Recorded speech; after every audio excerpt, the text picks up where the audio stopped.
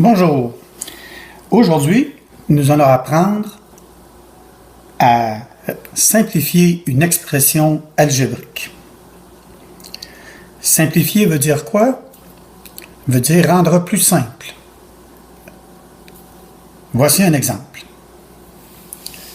Ceci est une expression algébrique à 5 termes.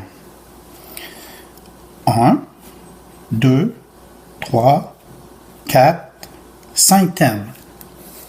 Simplifier cette expression consiste à trouver une expression équivalente ou peut-être il y aura moins de termes. Donc la consigne aujourd'hui, l'objectif, la cible, c'est de simplifier quand c'est possible de le faire. Pour cela, pour simplifier, il faut retrouver ce qu'on appelle des termes semblables.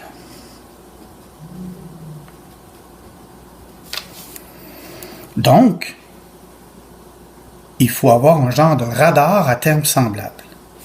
Pour ce, il faut se rappeler ce qu'est un terme semblable à un autre.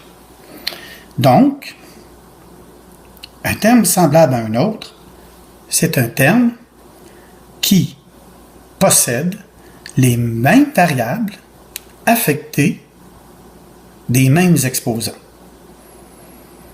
pour qu'il soit semblable à un autre. Prenons un exemple. Si j'ai 2x2y, pour avoir un terme semblable, il me faut quelque chose comme 4x2y, c'est-à-dire les mêmes variables, x et y, affectées des mêmes exposants, dans ce cas-ci 2 pour le x et 1 sous-entendu pour le y. Si j'avais 3x, y, 2, ce ne serait pas semblable. Certes, j'ai les mêmes variables, mais ils ne sont pas affectés respectivement des mêmes exposants. Donc, un petit truc pour le retenir, ce qui différencie un terme semblable d'un autre, c'est son coefficient, c'est-à-dire le nombre qui multiplie les variables, que l'on retrouve généralement au début de ces petites expressions algébriques-là, qu'on appelle monômes en passant. Donc, on voit ici que dans l'expression 2x2y, 2 est le coefficient, et dans l'expression 4x2y, 4 est le coefficient. Donc, ce qui différencie un terme semblable d'un autre, c'est simplement le coefficient. Et pourquoi c'est si important de trouver les termes semblables? Bien, c'est parce qu'on peut les regrouper et manipuler les coefficients, soit les additionner, soit les soustraire. Ce qui fait qu'on diminue le nombre de termes de 5 à peut-être 3, peut-être 2, peut-être 4. Il faut le faire pour le voir. Essayons de repérer les termes semblables. Ici, j'ai un terme en AB. Est-ce qu'il y a un terme en AB ailleurs? On dirait bien que non. Mais, attention, il y a un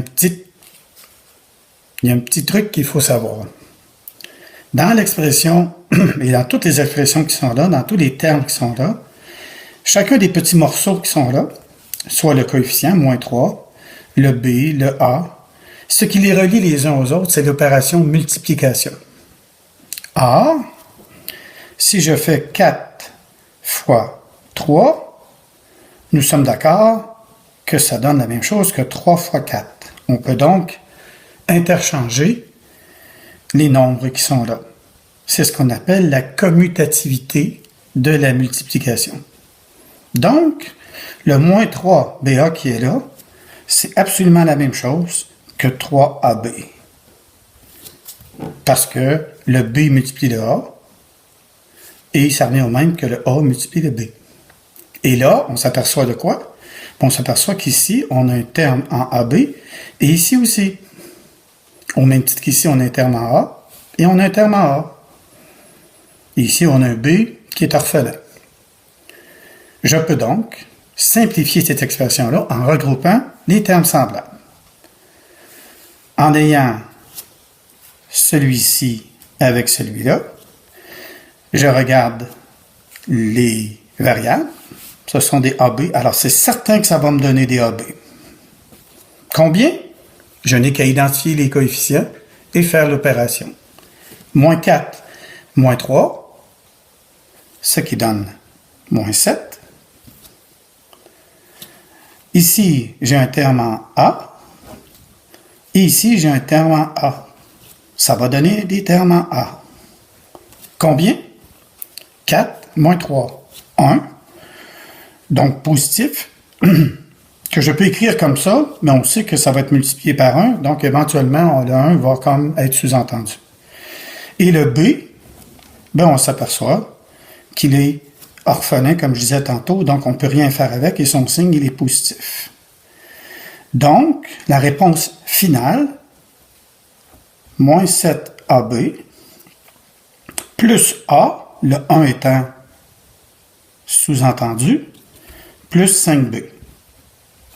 Et ce que cela veut dire, ça veut dire que cette expression à 5 termes-là est équivalente à cette expression qui maintenant en a 3. C'est donc une expression plus simple.